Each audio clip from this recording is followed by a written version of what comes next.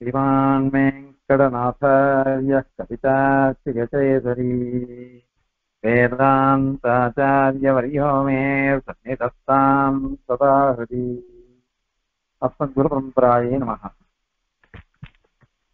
இது பர்யந்தம் ரெண்டு அத்வைத மதம் கண்டனம் பண்ணிருக்கோம். ஒண்ணு மண்டன மிஸ்ரர் சொன்ன தியான நியோகவாதம், ரெண்டாவது பர்திரு பிரபஞ்சர் சொன்ன நிஷ்பிரபஞ்சீகரண நியோகவாதம். இது ரெண்டு வாதங்கள் கண்டனம் பண்ணப்பட்டிருக்கு.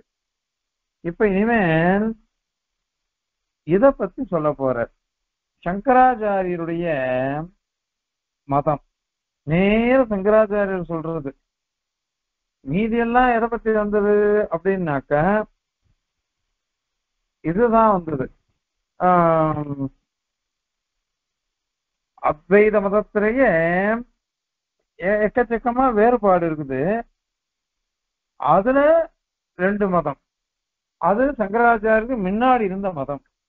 இந்த மதத்தை அவரே ஒத்துக்கல, சங்கராச்சாரியரே அதை ஒத்துக்கல. அதனால அந்த மதத்தை தான் இவர் அவரே கண்டனம் பண்றார், சங்கராச்சாரியரே கண்டனம் பண்றார். அதனால அந்த மதத்தை கண்டனம் பண்ணோம். இப்போ இவாளே சங்கராச்சாரியரே என்ன சொல்றார் அப்படின்றத பார்க்கணும். இன்னொரு விஷயம், இவ ஒரு விஷயம் பிற்காலத்துல சங்கராச்சாரியருடைய காலத்துக்கு அப்புறம் கூட அவளுக்குள்ள நிறைய பேதம் வந்தது. ஏன் வந்தது அப்படின்னா, அவர் என்ன பண்ணிட்டார், ஒரு வார்த்தை சொல்லிட்டார், பிரம்ம சத்தியம் ஜெகன்மித்யா ஜீவோ பிரம்மைவ நாபரஹா அப்படின்னு சொல்லிட்டு போயிட்டார். அத சொல்லிட்டு இத நீங்க எல்லாம் சாதிச்சிடுங்கோ அப்படின்னு சொல்லிட்டார்.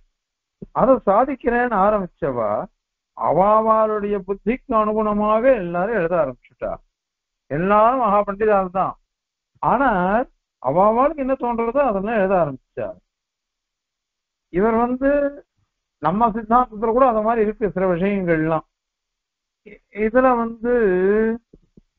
தேசிக நியாய சித்தாந்தனம், சர்வார்த்த சித்தி, தத்துவமத்தல வியாக்கியானங்கள்லாம் நிறைய விஷயம் சாதிக்கிறார். என்ன சாதிக்கிறார்னா, ஒரு இடத்துல பயம்னா ஜானிமகே அப்படின்னு சாதிச்சுட்டார் அப்படின்னு என்எஸ்ஆர் சுவாமி சாதிச்சிருக்கார். அவருடைய திருவுள்ளம் என்ன அப்படின்னு நமக்கு தெரியல, நான் அறிந்து கொள்ளவில்லை அப்படின்னு சுவாமி சாதிச்சிருக்கார் தேசிகனே.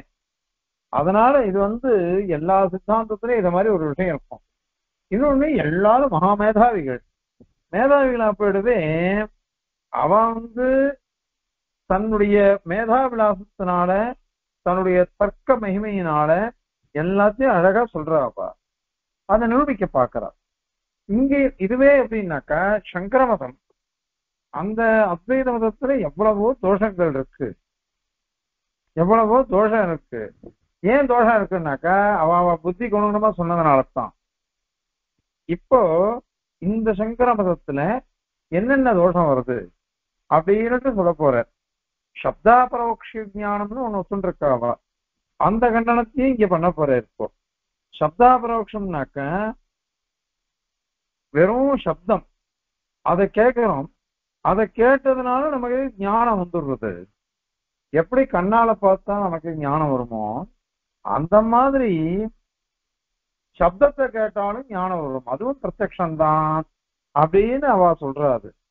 அதெல்லாம் இப்ப கண்டனம் பண்ண போற. இப்போ எப்படி கண்டனம் பண்ண போற, ஏற்கனவே நிறைய வாட்டி சொல்லிருக்கோம் இதெல்லாம் அத்வைத பட்சங்கள்லாம். அதாவது வெறும் ஞானம், ஞானத்தினாலேயே எல்லாம் நமக்கு சித்திச்சிடும். என்ன ஞானம்? வாக்கியார்த்த ஞானம்.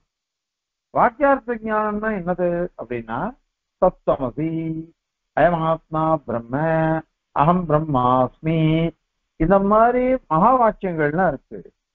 அந்த மகா வாக்கியங்கள்னால நமக்கு அறியப்பட தெரிந்து கொள்ள ஞானம், ஆச்சாரிய உபதேசம் சிரவணம் பண்றது.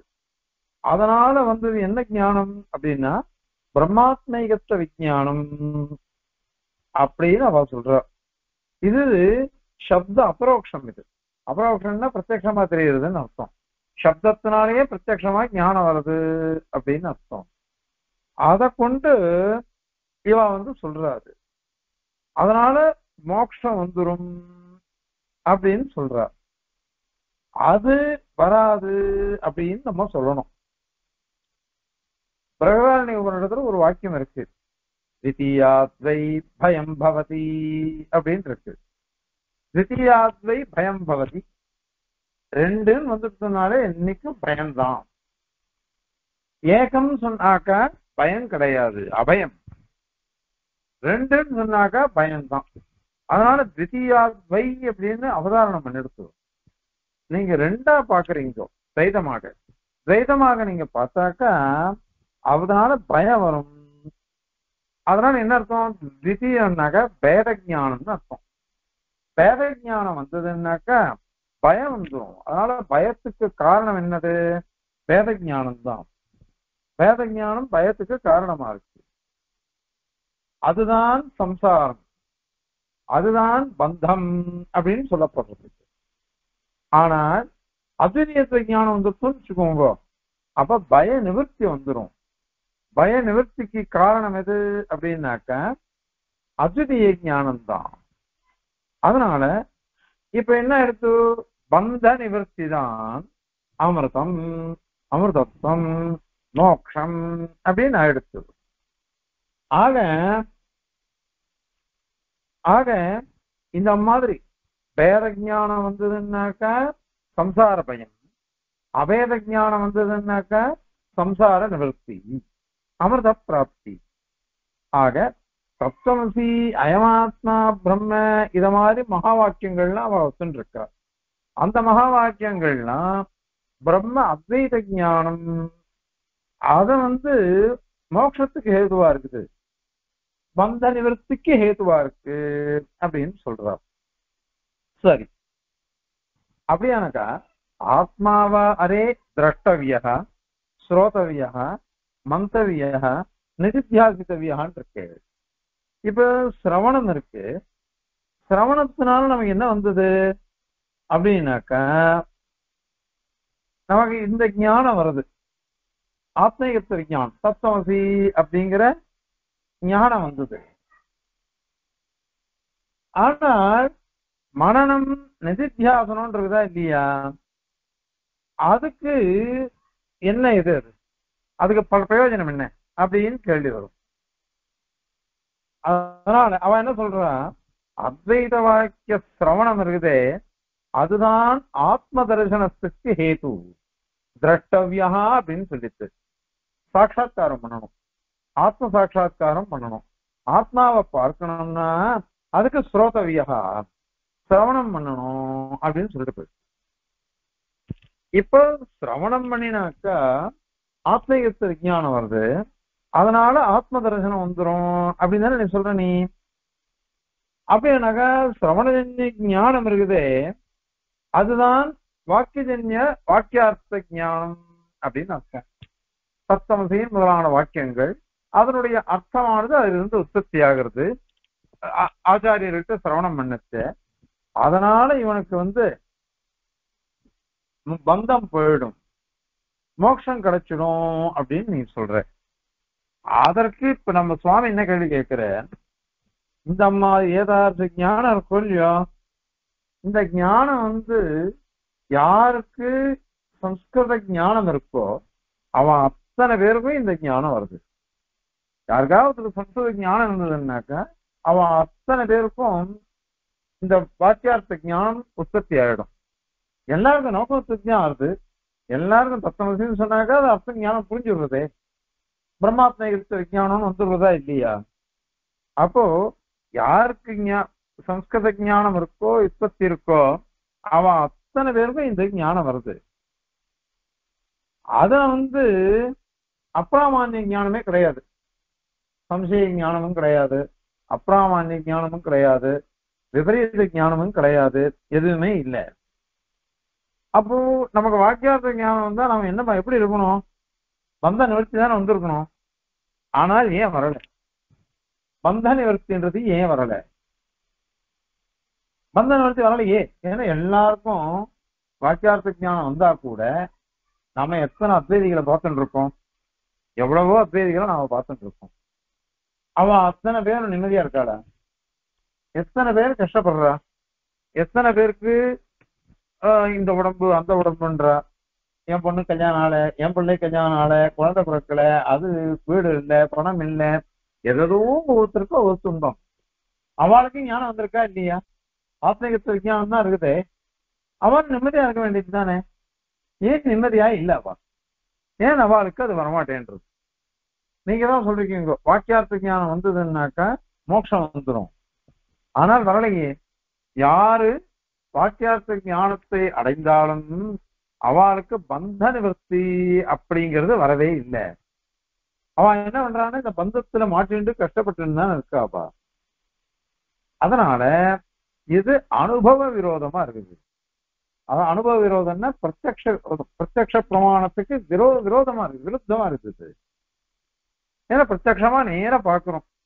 எல்லாருக்கும் ஞானம் இருக்கு, நமக்கும் ஞானம் இருக்கு, அவளுக்கும் ஞானம், அத்வைதிகளுக்கும் ஞானம் இருக்கு, துவைதிகளுக்கும் ஞானம் இருக்கு, விசிஷ்டாத்வைதிகளுக்கும் ஞானம் இருக்கு, எல்லாருக்கும் ஞானம் இருக்கு. இந்த ஞானமானது என்ன பண்றதுன்னாக்கா நமக்கு சொல்லி கொடுக்கறது. சம்சார பந்தம் கஷ்டப்படுறோம், அதுக்கு ஆத்மீகத்த விஞ்ஞானம் தான் பிரதானமான ஹேது.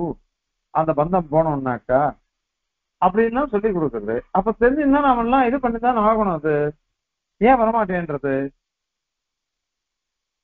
நமக்குதான் கஷ்டப்பட்டு தானே இருக்கும்.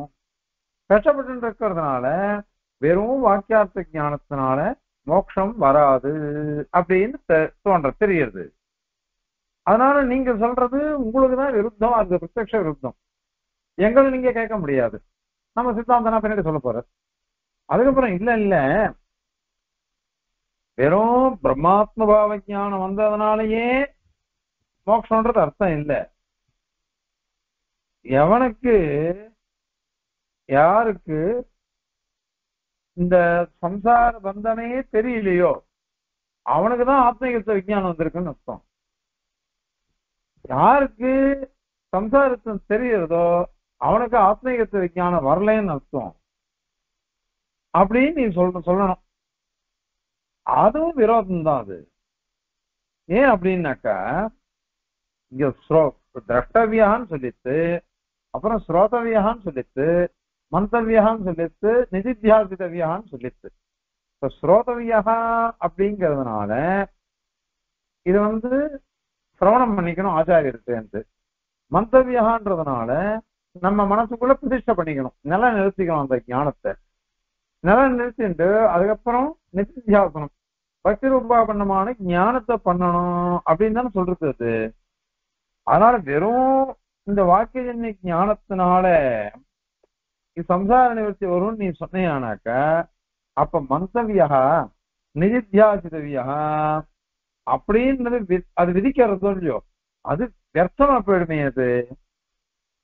அதனால நீ ஸ்ருதியில ஒரு அக்ஷரம் கூட வியர்த்தம்னு சொல்லக்கூடாது. இது எல்லா ஆஸ்திக தரிசனாலும் ஒத்துக்கிறார். யாரு ஆஸ்திக தரிசனகாரோ, நையாயிகளோ, மீமாம்சகாலோ, வேதாந்திகளோ, அத்வைதிகளோ, விசிஷ்டாத்வைதிகளோ எல்லாருமே ஒத்துக்கிறாரு. வேத வாக்கியத்துல வேத அக்ஷரத்துக்கு கூட தோஷம் வரக்கூடாது, பையத்தை வந்துடக்கூடாது, வியர்த்தம் சொல்லக்கூடாது. அதனால இது எங்க விரோதம் வருதோ அங்க ஒத்துக்கலாம். ஆதித்யோ யூப்பகா அப்படின்னு சொல்றது. யூபம்னாக்கா யாகத்துல ஒரு கொம்பு அத்திமரத்தாலான ஒரு தண்டம், அதை நல்லா சீவி அதுக்கு எண்ணெய் எல்லாம் நெய் எல்லாம் தடவி எண்ணெய் எல்லாம் தடவி சம்ஸ்காரம் பண்ணி அதை நடுவா, அதுக்கு யூபஸ்தம்பம் பேரு. அதை பார்த்துட்டு சொல்றது வேதம் ஆதித்யோ யூபகா அப்படின்னு சொல்றது.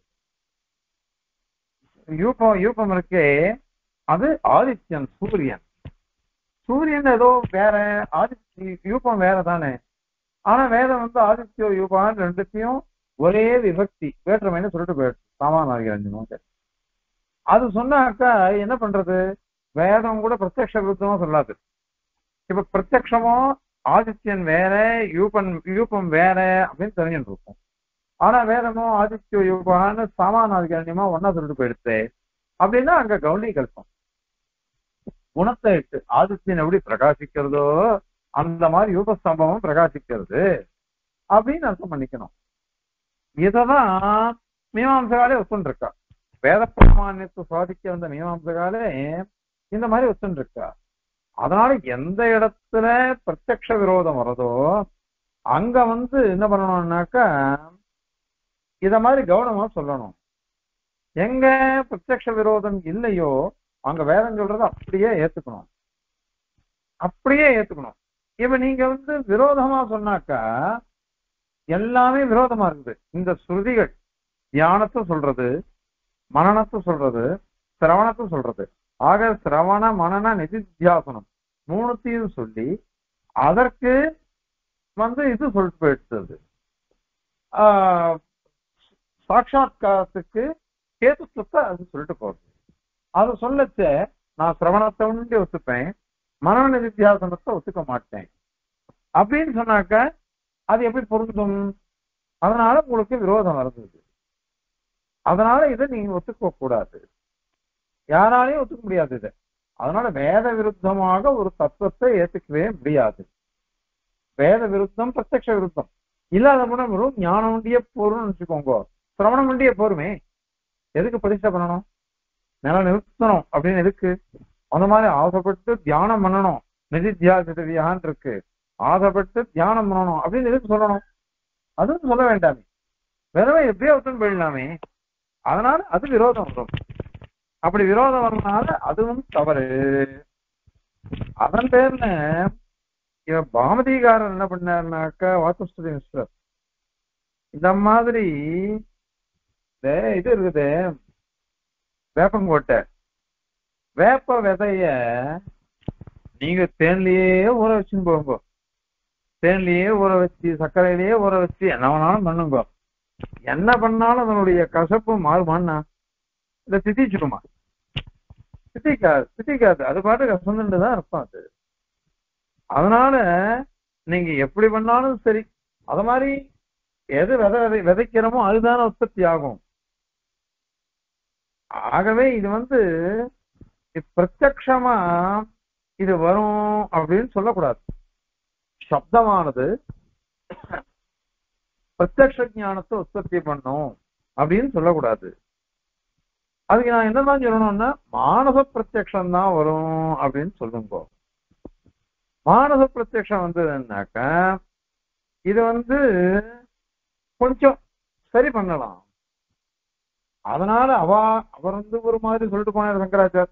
அவர் என்ன சொன்னாருனாக்கா, பரோட்ச ஞானமானது பிரத்யக்ஷ பிரமத்தை பாதிக்காதுன்னு சொன்னார் அவர். பரோட்ச ஞானம்னா அப்பிரத்யக்ஷ ஞானம், சப்தத்தினால வருது, அனுமானத்தினால வருது, இதெல்லாம் இருக்கு பாருங்க. இது பரோட்ச ஞானம். இந்த பரோட்ச ஞானமானது பிரத்யக்ஷத்தை பாதிக்காது அப்படின்னு சொன்னார் சங்கராச்சாரியர். ஆனால் அதுக்கு நம்மளே ஒரு பதில் சொன்னோம். மண்டனமேஸ்வரர் சொல்லச்ச தியான யோகவாதத்துல அப்படி சொல்ல முடியாது.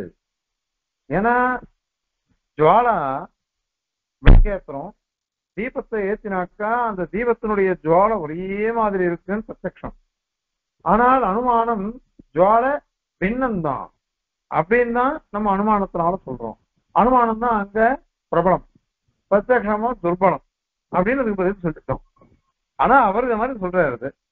அதற்கு இவர் என்ன பண்ணிட்டாருனாக்கா,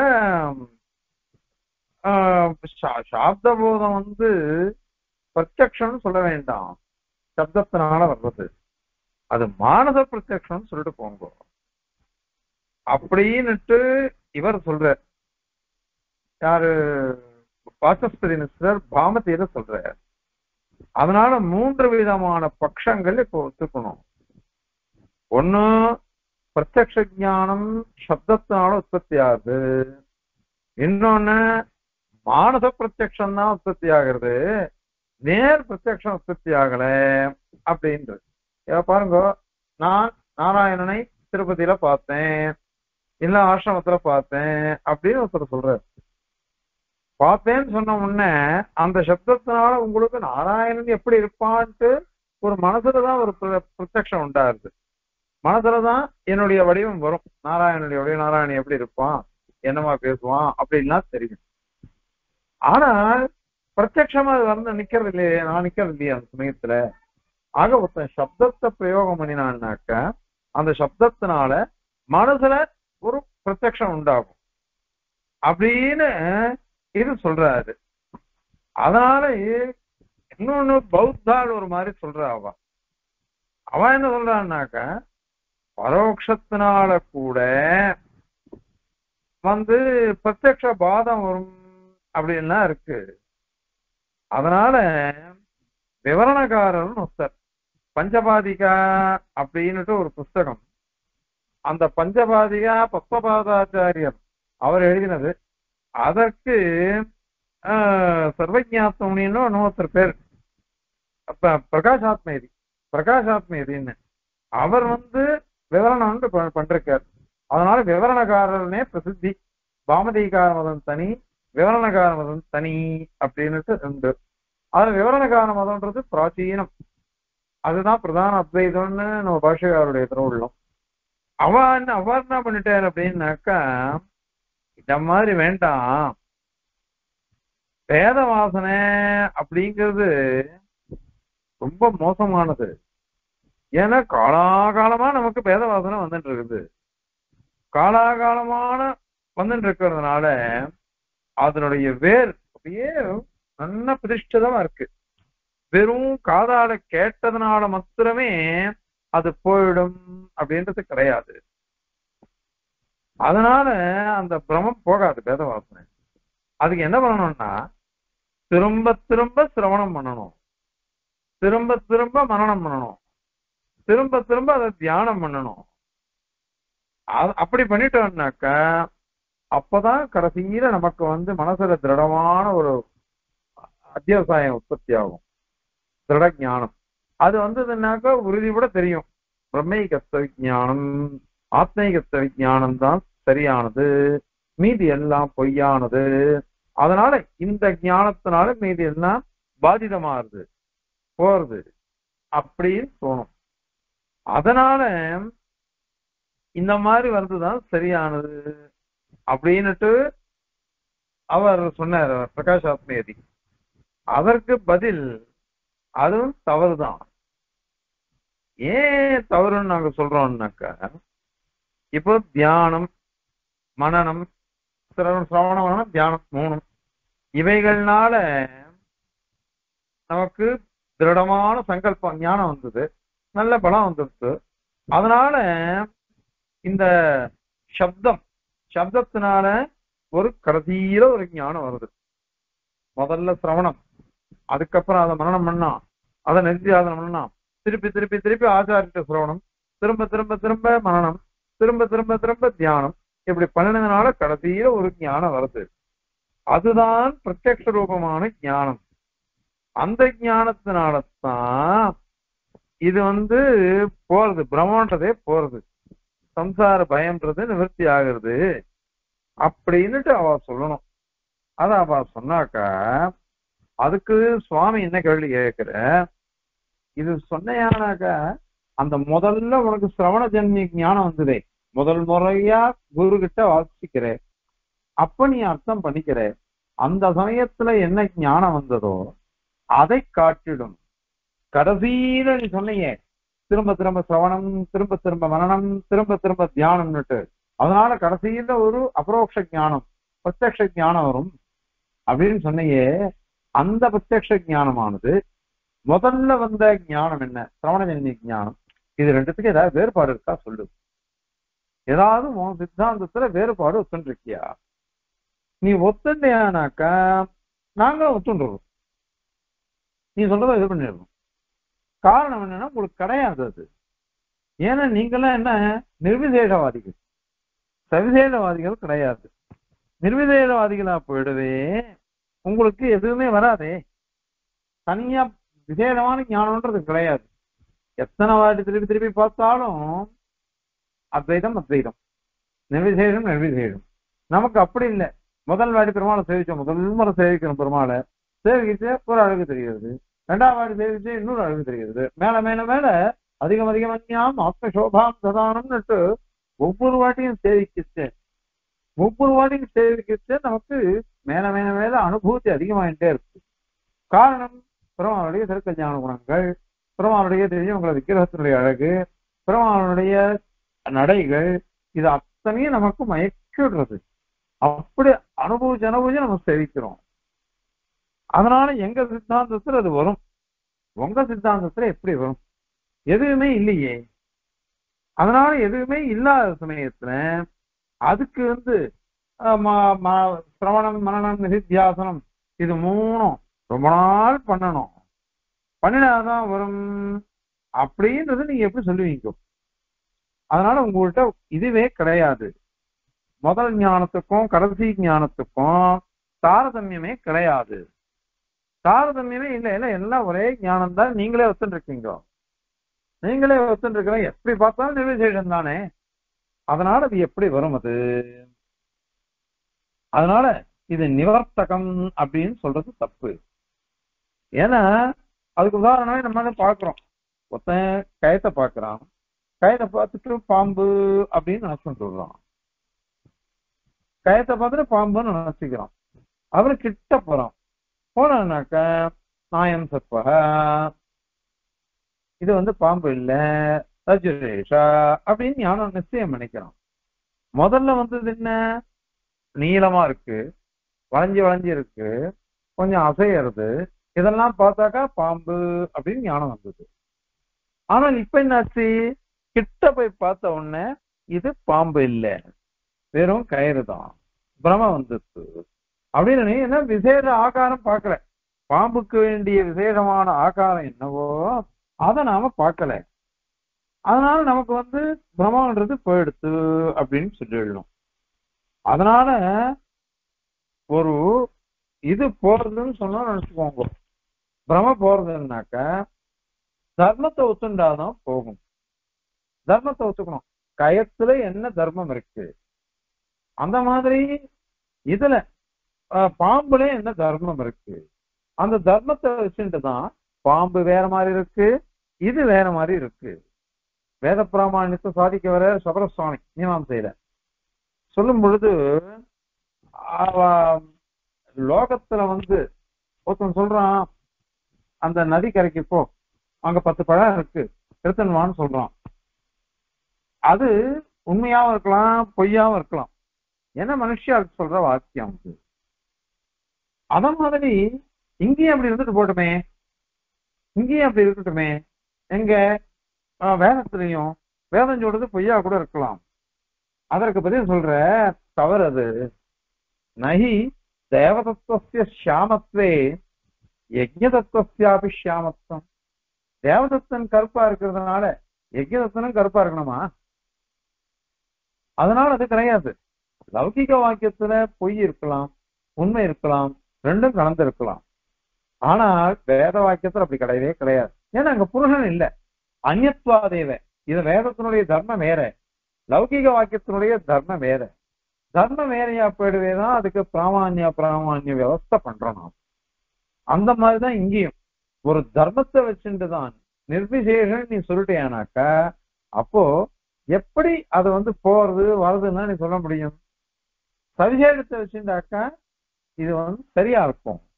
பாம்பனுடைய தர்மம் வேற, கயனுடைய தர்மம் வேற, அதனால நாங்க சொல்றோம் அப்படின்னு நம்ம சொல்ல முடியும். இல்லாத போனாக்கா அது வராத போயிடுமே. ஆகையினால பிரமம் நீளமா இருக்கு, வளைஞ்சு வளைஞ்சு இருக்கு, இது சாமான்யமான ஆகாரம். அதே விசேஷ ஆகாரம் நம்ம பார்க்கல. விசேஷ ஆகாரம் பார்த்தோம்னாக்கா அப்போ பிரம நிவர்த்தி வந்துடும். விசேஷ ஆகாரம் வரல. பாம்புனுடைய விசேஷ ஆகாரம் என்ன அப்படின்னு நமக்கு தெரியல. அதனால பிரம நிவர்த்தி வருது. ஆகவே தர்மத்தை வச்சுட்டுதான் சொல்லணும். தர்மத்தை வச்சுட்டுதான் சந்தேகம் வந்தது, தர்மத்தை வச்சுட்டுதான் பிரம வந்தது, தர்மத்தை வச்சுட்டுதான் பிரம நிவர்த்தி, சந்தேக நிவர்த்தி வருது. அதுதான் சொல்லணும். நீயோ நிர்விசேஷம் நிர்விசேஷம் சொல்லிட்ட, அதுல ஒரே ஒரு ஞானம் தான் வரும், பிரம்ம நிர்விசேஷம், பிரம்ம நிர்விசேஷம். நீ சிரவணம் பண்ணாலும் அதுதான், மரணம் பண்ணாலும் அதுதான், தியானம் பண்ணாலும் அதுதான். எதை பண்ணாலும் உனக்கு பிரம்ம நிர்விதேகம் தான் வரும். அப்ப முதல் ஞானத்துக்கும் கடைசி ஞானத்துக்கும் நடுவில் இருக்கிற ஞானத்துக்கும் என்ன வித்தியாசம் இருக்கு? எதுவுமே இல்லையே. அதனால உங்களால சொல்லவே முடியாது. ஆகவே இது தவறு. இதை இன்னும் விளக்கமா சொல்றார் கொத்தமங்கலம் சுவாமி. என்ன வாத பிரதிவாதங்கள் தான், ரொம்ப அழகான வாதங்கள். முதல் பட்சம் சங்கராச்சாரியர் சொல்றது அது.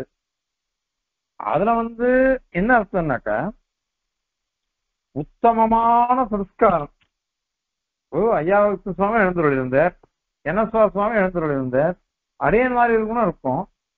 ஐயாவுக்கு சுவாமியுடைய ஞானம் எங்க? அடுத்து என்எஸ்ஆர் சுவாமியுடைய ஞானம் எங்க? அரியனுடைய ஞானம் எங்க? நமக்கு எல்லாருக்கும் தெரியுது. ஒவ்வொருத்தருடைய ஞானம் ஒவ்வொரு மாதிரி இருக்கு. அதுல அவளுடைய விபுலமான ஞானத்தை பார்க்கும் பொழுது நமக்கு என்ன இருக்கு? அதனால உத்தமமான சம்ஸ்காரம் யாருக்கு இருக்கோ அவளுக்கு ஒரு வாட்டி கேட்டா கூட ஞானம் வந்துடுறது, பந்த நிவர்த்தியே வந்துடும். குறைவான சம்ஸ்காரம் இருந்ததுன்னு வச்சுக்கோங்க, அவளுக்கெல்லாம் அதிகாரி பேதேன்னு. ஒருத்தருக்கு 4 வாட்டி கேட்டாலும் வரல, 100 வாட்டி கேட்டாலும் வரல, ஒருத்தருக்கு 1 வாட்டி கேட்டாலே வந்துடுறது. இந்த மாதிரி வருது. அதனால யாருக்கு குறைவான சம்ஸ்காரம் இருக்கோ அவளுக்கு சிரவணம், மனனம், நிதித்தியாசனம் எல்லாமே வேணும். அதனால இது அவளுடைய சித்தாந்தமா இருக்குது. ஆகவே இங்க சிரவண மரண தியானங்கள் 3மே இந்த தரிசனத்துக்கோசரம், ஆத்ம சாட்சா்காரத்துக்கோசரம் தேவையா இருக்குது. அவ சூத்திரக்காரர் சூத்திர பாஷ்யத்திலே அவ சொல்லிருக்கா. சங்கராச்சாரிய இதெல்லாம் சொல்றாரு. மனன நித்யாசனையோரபி சிரவணவத் அவகத்யர்த்தத்வாத் அப்படின்னு சொல்றாரு. எப்படி குரு கிட்ட உபதேசம் வாங்கிக்கிட்டு ஞானத்துக்கோசரம் தான் நம்ம உபதேசம் வாங்கிக்கிறோம், அந்த மாதிரிதான் மனனம் நிதித்தியாசனம் கூட அப்படின்னு அவ சொல்றாது. அதனால 3மே தேவை ஞானத்துக்கோசரம். இததான் அவ நிறைய ஸ்லோகங்கள்லாம் சொல்லியிருக்கா. இந்த மாதிரி பிரஜாமாந்தியம் பவே ஏழாம் தேஷாம் ந ஸ்ருதி மாத்திரதா. பிரஜாமாந்தியம், யாருக்கு அறிவு குறைவா இருக்கோ அவளுக்கு வெறும் சிரவண மாத்திரத்தினால எதுவும் வராது. அதனால அதுக்கு என்ன பண்ணணுமா, சியாதகண்டாகார விருத்தி வினாது மரணாதினா சிரவணான் மனனா தியானா தாத்பர்யேன நிரந்தரம் புத்தே சூக்மத்துவம் ஆயாசி ததோ வஸ்து உபலப்தையே அப்படின்னு சொல்றக்கு. அதனால இது சிரவண மத்திரத்தினாலேயே எல்லாருக்கும் வந்துடாது ஞானம். இந்த 3 இருந்தாதான் சில பேருக்கு வரும். சில பேருக்கு அது இல்லாமலே கூட சிரவணம் ஒண்ணுத்தினாலே கூட வந்துடும் அது அப்படின்னுட்டு சில பேர் அவ அத்வைதியில சொல்றாது. ஆக இதுதான் கிரமம் அப்படின்னு சொல்றார். இதுல பிரகாசாத்மயத்தின்றவர் தான் விவரணக்காரர். அவர் தான் இந்த மாதிரிலாம் அவர் தான் ரொம்ப மோசமா எழுதுறார். அத்வைதத்தை பிரதானமா பிரம்மத்துக்கே அஜ்ஞானம் வந்துட்டு அப்படின்னுட்டு அவர் சொல்றாரு. அதனால விவரண பிரஸ்தானம் பாமதி பிரஸ்தானம் 2 வந்துட்டு. சப்தாபரோக்ஷம், சப்தமானது பரோட்ச ஞானத்தை அபரோக்ஷ ஞானத்தை உற்பத்தி பண்றது.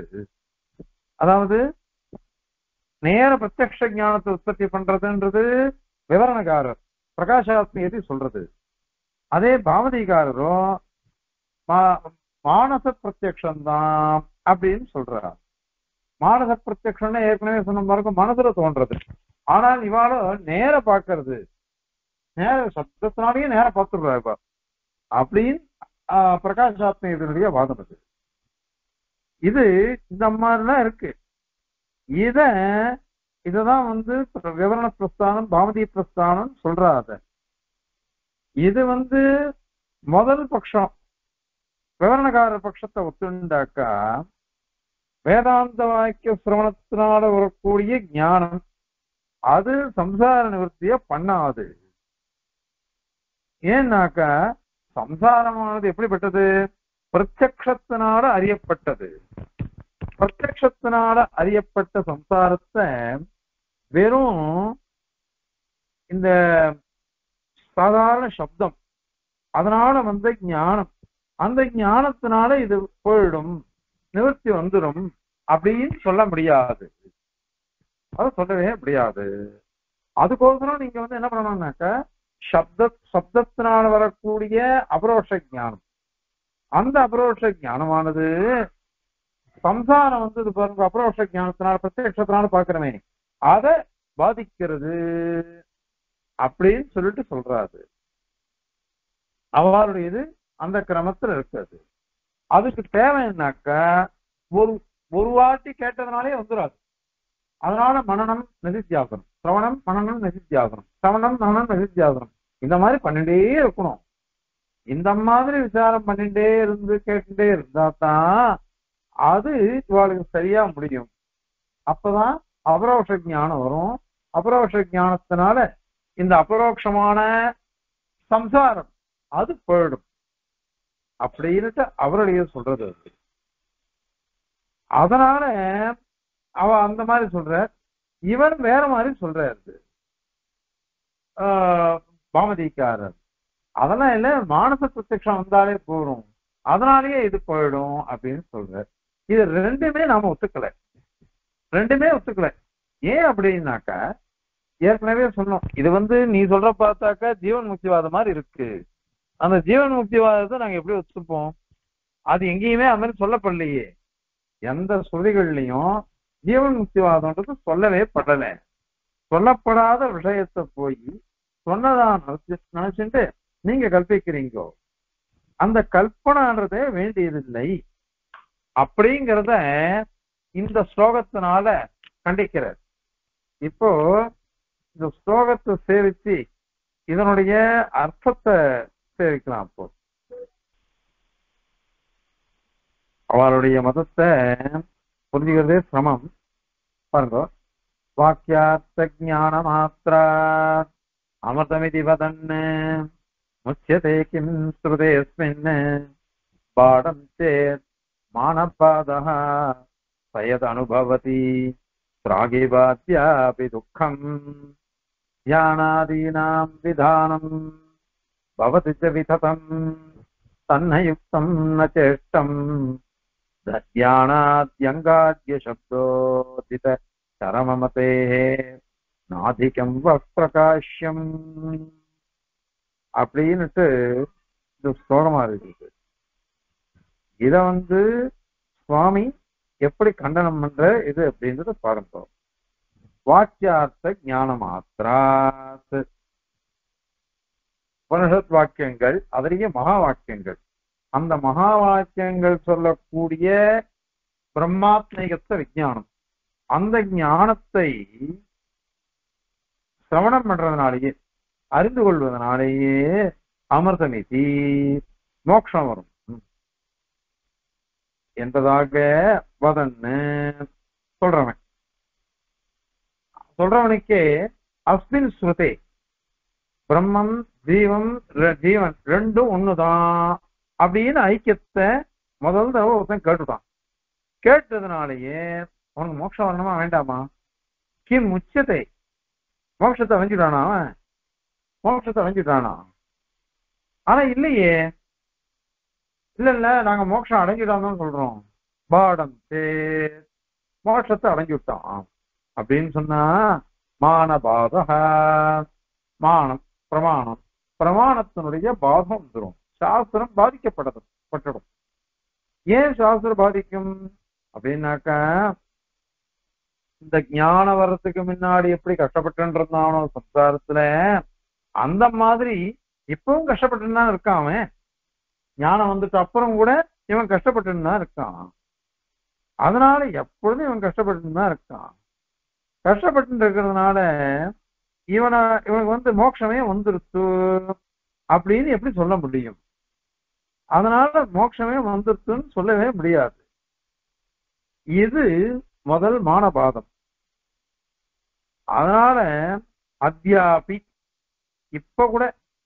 எப்ப கூட ஞானம் வந்துட்டு அப்புறம் கூட இவனுக்கு அவன் யார் ஞானத்தை சம்பாதிச்சுட்டானோ ஆச்சாரியர்கிட்ட, அவன் துக்கம் அனுபவதி, அவன் துக்கத்தை அனுபவிச்சுட்டு தான் இருக்கான். அது மாத்திரம் இல்ல, தியானாதீனாம்.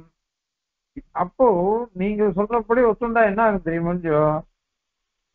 வெறும் வாக்கியார்த்த ஞானமே போரும், அதாவது சிரவணத்தினால அப்படின்னு சொன்னா தியானத்துக்கு என்ன பலன்? அந்த மாதிரி மனநம்னு சொல்லப்பட்டிருக்கு இங்க. இது விதிக்கிறது. மந்தவியா விதி நிதித்தியாசித்தவியா அப்படின்னா சொல்றக்கா இல்லையா? அவைகள்னா விதிக்கப்படுறது இல்லையோ, அது விதானம் தியானாதீனாம் விதானம் விததம் பவதி. விததம் பொய்யானது, வியர்த்தமா போயிடும், வியர்த்தமா போயிடும்.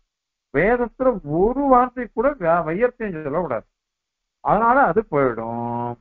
தன்னை யுக்தம், அது சரியில்லையே, வேதம் வியர்த்தமா போயிடுறது அப்படின்னு சொன்னா அது சரியானது அல்ல. நச்ச இஷ்டம், அது நீங்க கூட அதை இஷ்டப்படல, யாருக்குமே இஷ்டம் கிடையாது. உங்களுக்கும் வேதத்தினுடைய அப்பிராமான்யம் சொல்லக்கூடாது, அதனால நீங்க அதுக்கு என்ன சொல்லணும் சொல்லு. அதனால உங்களுக்கு தோஷம் வந்துடும். கூட தியானாதி, தியானம் மனனம் இது, அப்புறம் சிரவணம், அங்காட்டிய இந்த அங்கங்களோட கூடின, சப்தோதித சப்தத்தினால வந்த, சரமமதே கடைசி ஞானம். முதல்ல சிரவணத்தினால ஒரு ஞானம் வந்தது, அதுக்கப்புறம் மனன தியானமாகிற அங்கங்கள், அதை அனுசரிச்சு அதை ஆவர்த்தி பண்ணி அதுல இருந்து வந்த ஞானம். இந்த ஞானத்துல இவ்வளவு ஒரு ஞானம், வாக்கியார்த்த ஞானம் வரணுமோ இல்லையோ, அந்த ஞானம் வக உங்க பட்சத்துல அதிகம் ந பிரகாஷ்யம். பொதுவா முதல்ல சிரவணம் வரைச்சு என்ன ஞானம் வந்ததோ அதை காட்டிலும் அதிகமாக எந்த ஞானமும் வரல, அதிகமா எந்த ஞானமும் வரல. எல்லாம் ஒரே மாதிரி ஞானம்தான். சிரவணத்திலையும் ஒரே ஞானம்தான், மனனத்திலையும் ஒரே ஞானம்தான், நிதித்தியாசனத்திலையும் ஒரே ஞானம்தான், வேறுபாடே கிடையாது. அதனால வாக்கியார்த்த ஞானமா, வாக்கியார்த்த ஞானம் வந்துட்டாலே மோட்சம் அப்படின்னு சொன்னா அது விரோதம் வந்துடும். இது நாங்க சொன்னா தவறு. ஆபஸ்தம்பர் சொல்ற, நாங்க கல்பிக்கல. ஆபஸ்தம்ப மகர்ஷி அவர் சொல்ற, இது பின்னாடியே வரப்போகுது ஜீவன் முக்திவாத கண்டனத்துல. புத்தே க்ஷேம பிராமண பிராபணம் சச்சாஸ்திரைர் விப்ரதிசித்தம் புத்தே தே க்ஷேம பிராபணம் இஹைவ ந துக்கம் உபலபேத அப்படின்னு சொல்ற. புத்தே க்ஷேம பிராபணம், ஞானம் வந்து புத்தே அறிந்து கொண்டால் க்ஷேம பிராபணம் மோட்சத்தை அடைஞ்சிடலாம் அப்படின்னு சொன்னா, அது சாஸ்திரைஹி விப்ரதிசித்தம், சாஸ்திரங்கள்னால பிரதிநிதிக்கப்பட்டிருக்கு, விருத்தமா போயிடும். ஏன்னா லோகத்துல அப்படி இல்லை. ஏன்னா புத்தே தே க்ஷேம பிராபணம், அறிந்து கொண்டதுனால மோட்சம் அடைஞ்சிடுத்து, ஜீவன் முக்தி வந்துடுத்துன்னு சொன்னையானாக்கா, இஹைவ ந துக்கம் உபலபேத, இங்க இருக்கிறது அவனுக்கு துக்கமே வரக்கூடாதே, துக்கமே வரக்கூடாது. ஆனா துக்கம் வரதா இல்லையா? துக்கம் வரதா இல்லை, துக்கம் அனுபவம். நமக்கு துக்கம் இருந்துட்டே இருக்கு. எவ்வளவு பணம் வந்தாலும் துக்கம் வருது, எவ்வளவு சந்தோஷம் இருந்தாலும் துக்கம் வருது. சக்தின்றதே கிடையாது, நிம்மதின்றதே கிடையாது. அதை நேரம் பார்த்துட்டு இருக்குமே. அதனால நீங்க எதை சொன்னாலும் இது விரோதத்துலதான் முடியுது. இது ஆபஸ்தம்பர் சொல்றாரு. ஆபஸ்தம்ப நிரஸ்த மௌபரகதம் அப்படிங்கிற தத்துவசாரத்தை சுவாமி நடாதுருமாள். அதனால என்ன மாதிரி நீங்க கற்பித்தாலும் இது சரியான வாதம் கிடையாது. அதனால வாக்கியார்த்த ஞானம்ன்றது வேணும். வாக்கியார்த்த ஞானம் எங்களுக்கும் இருக்கு, நாங்களும் ஒத்துக்கிறோம். அந்த வாக்கியார்த்த ஞானமே போரும் அப்படின்னு சொல்லக்கூடாது. வாக்கியார்த்த ஞானத்தினாலேயே மோட்சம் அப்படின்னு சொல்லக்கூடாது. அந்த மாதிரி சொன்னாக்க, அந்த ஞானம் வந்தாக்க ஜீவன் முக்தி வந்துடணும். ஆனா அந்த மாதிரி வரலையே லோகத்துல, எல்லாரும் கஷ்டப்பட்டு இருந்தாலும் இருக்கும்.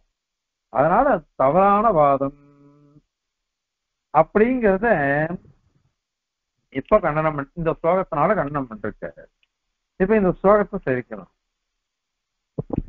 வாக்கியார்த்த ஞான மாத்ரா அமிர்தமிதி வதன் முச்சியதே கிம் ஸ்ருதேஸ்மின் பாடம் சேத் மானபாதः சயதனுபவதி प्रागिवाद्यापि दुःखम् ध्यानाधीनां विधानं भवति च विततं तन्न युक्तं न चेष्टम् ध्यानाद्यङ्गाद्य शब्दोदित चरममतेः नाधिकं वः प्रकाश्यम् कविदाख्यसिंहाय कल्याणगुणशालिने श्रीमते वेङ्कटेशाय वेदान्तगुरवे नमः।